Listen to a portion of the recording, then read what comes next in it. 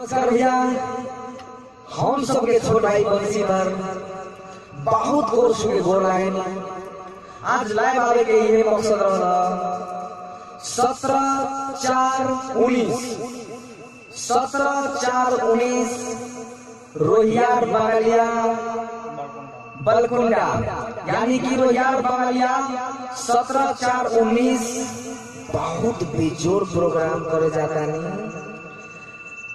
रउआ सबसे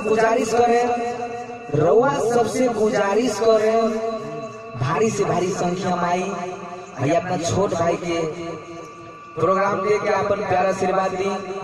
तो 17/4/19 रोहियार बंगलिया के गांव में रोहियार बंगलिया के शुभ धरती पर हमनी सबके मौका मिलल है।